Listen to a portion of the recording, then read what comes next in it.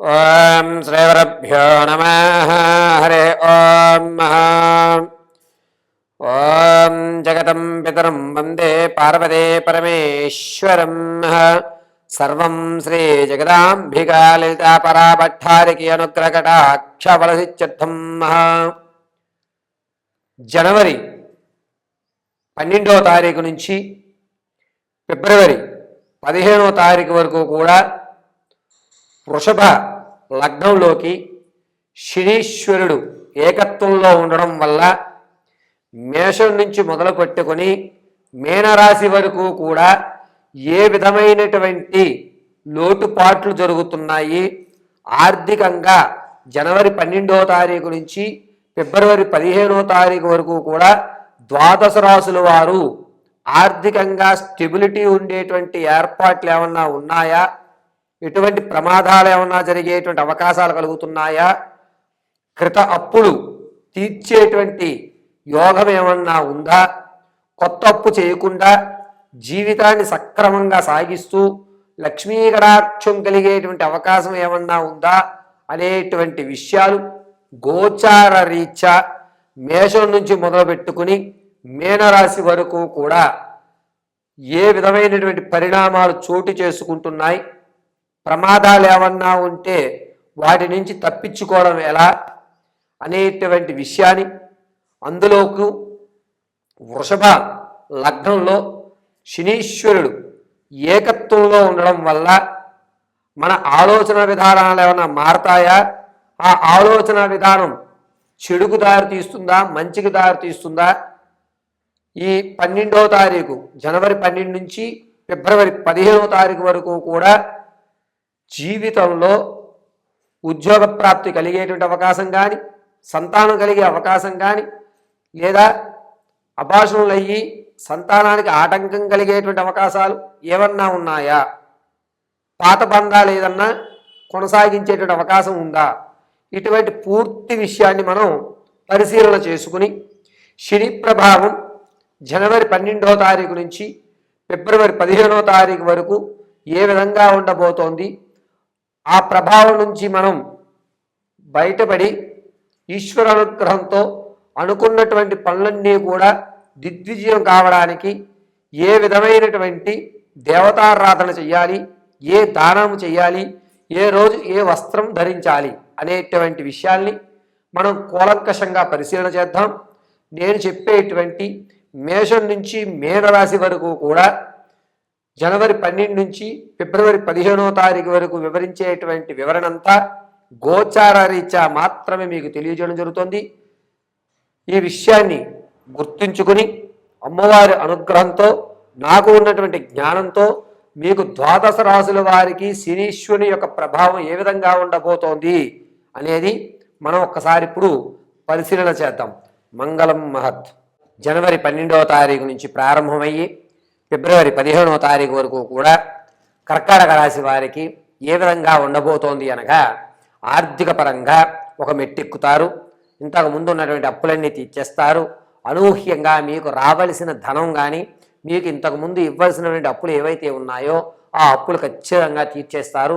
మీకు అంటూ మిమ్మల్ని ఇప్పటి వరకు ఎవరైతే పీడించారో డబ్బులు ఇవ్వడానికి రేపిస్తా, మాపిస్తా, తర్వాత ఇస్తా అన్నటువంటి వాళ్ళు ఎవరున్నారో వాటన్నిటికీ శాశ్వతమైనటువంటి పరిష్కారం లభిస్తుంది. అతను ధనం తీసుకొచ్చి, అన్నా ఇన్ని రోజులు నేను ఇబ్బంది పెట్టాను, నా దగ్గర నీ దగ్గర నేను తీసుకున్నది 1,00,000 అయితే ఇదిగో నా దగ్గర 80 ఉన్నాయి, ఇవి తీసుకుని నా రుణాన్ని మాఫీ చేసే అంటారు.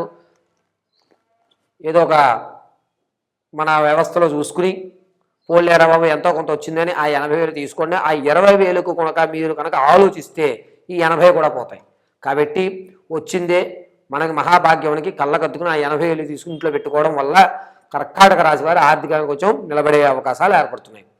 అదేవిధంగా అప్పులు తీర్చేటువంటి వారికి కూడా మంచి అవకాశం కనబడుతుంది.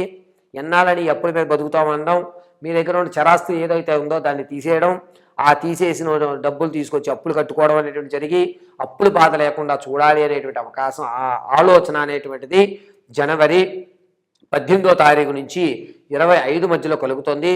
దీనివల్ల మీరు మనస్ప్రశాంతంగా ఉండేటువంటి అవకాశం ఏర్పడుతుంది. ఇక కర్కాటక రాశి వారికి ఆరోగ్యం విషయంలో మాత్రం కొంచెం చాలా జాగ్రత్తగా ఉండాలి. మీ మెదడుకు సంబంధించి కొన్ని ఇబ్బందులు ఏర్పడుతున్నాయి. మీరు స్నానం చేసి వచ్చేటప్పుడు కానీ, లేదా బైక్ మీద వెళ్తున్నప్పుడు కానీ, లేదా ఇంట్లో హాల్లో నడుస్తున్నప్పుడు కానీ కొంచెం ఆచితూచి ప్రయాణం చేయండి. మీరు వెనకాల పడేటువంటి అవకాశం, అంటే ఈ వెనక భాగంలో దెబ్బలు తగిలేటువంటి అవకాశం ఎక్కువ గోచరిస్తుంది. కాబట్టి కర్కాటక రాశి వారు జనవరి 12వ తారీఖు నుంచి ప్రారంభం చేసుకుని 29వ తారీఖు వరకు కూడా చాలా జాగ్రత్తగా ఉండండి. మీ కాళ్ళకి నూనె కానీ లేకపోతే కాలు తడిగా కానీ లేకుండా చూసుకోవడం ఉత్తమమైనటువంటి విషయం. మరీ చెప్తున్నాను, కర్కాటక రాశి వారు చాలా జాగ్రత్తగా ఉండాలి. మీరు ఈ సమయాల్లో జాగ్రత్తగా ఉండడం వల్ల రానున్న రోజుల్లో ఆరోగ్యదాయకంగా ఉంటారు. లేకపోతే ఖచ్చితం 3 వారాలు మంచం మీద ఉండేటువంటి అవకాశాలు గోచరిస్తున్నాయి. కాబట్టి అందులోనూ వృషభంలో శనీశ్వరుడు ప్రభావం చేయడం, రాహు నీచయుక్తంలో చూడటం వల్ల కర్కాటక రాశి వారికి మానసిక ఆందోళన జరుగుతుంటుంది. ఒక విషయాన్ని ఎక్కువగా ఆలోచించేస్తారు. ఒక పరిష్కారానికి మీరు వెళ్తే కనుక అక్కడ ఏమైపోతుందో, అతను ఇలా మాట్లాడతాడు, నేను అలా మాట్లాడాలి అనేటువంటి ఓవర్ ఎక్స్పెక్టేషన్స్ మీరు రీచ్ చేసేసుకుంటారు. మీరు అక్కడికి వెళ్ళిన తర్వాత అంత వాతావరణం మీకు అనుకూలంగా ఉంటుంది. మీరు అనుకున్నట్టుగా అవతల వ్యక్తి మాట్లాడగడు, అవతల వ్యక్తి మిమ్మల్ని ఎదిరించి సమాధానం చెప్పడు. నేను ఏదో అనుకున్నానే, ఇంత జరుగుతుంది అంత జరుగుతుంది అనుకున్నానే, ఇంత సింపుల్గా ఈ సమస్య పరిష్కారం దొరుకుతుంది అనుకోలేదే అనేటువంటి భావనలో ఉంటారు. ఆనంద శుభ కార్యక్రమాల్లో మీకంటూ ఒక ప్రత్యేకమైన పాత్రను పోషిస్తూ ఉంటారు. విద్యార్థులకి మంచి పరిణామం చెప్పవచ్చు. కర్కాటకంలో ఉన్నటువంటి ఈ విద్యార్థులు ఎవరైతే ఉన్నారో వారికి చదువు మీద శ్రద్ధ పెరుగుతుంది.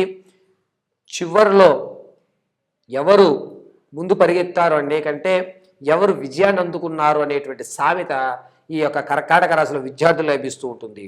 ఇక వ్యాపారస్తుల విషయంలోకి వచ్చేసరికి లోటుపాట్లు అనేటువంటివి కామన్గానే ఉంటుంటాయి.